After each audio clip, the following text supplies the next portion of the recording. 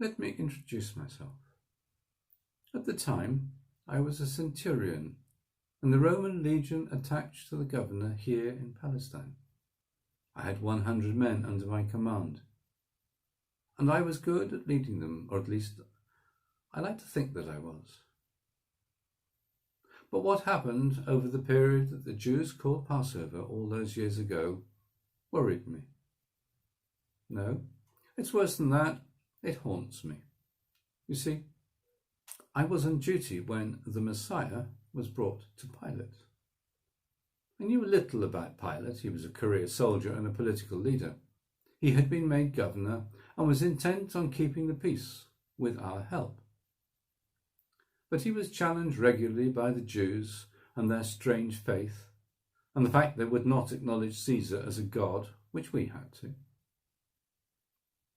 But there was something different about this man, Jesus, and I saw it at the time.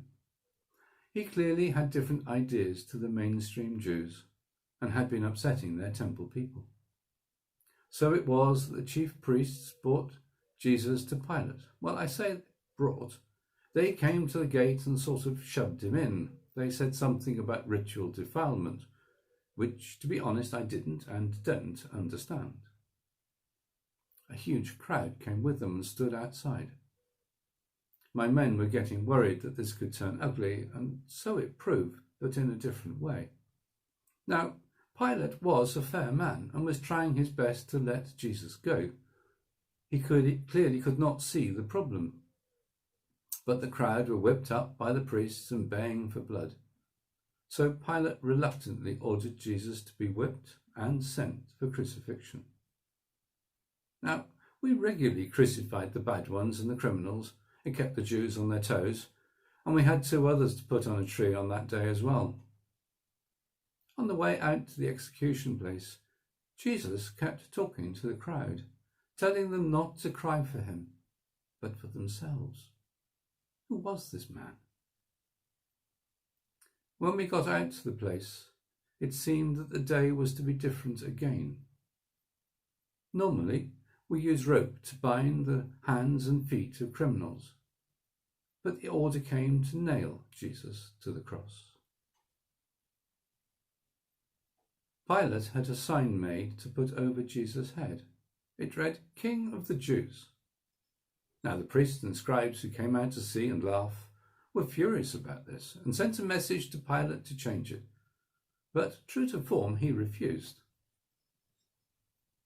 The 2 men hanging with him were very different. One yelling at Jesus, telling him he should let them down, and the other respectfully addressing Jesus and pleading for forgiveness, which Jesus gave him. Just as the sun reached its highest point, it went dark, almost like night, and a great earthquake struck. We were later told that the Jewish temple had been destroyed.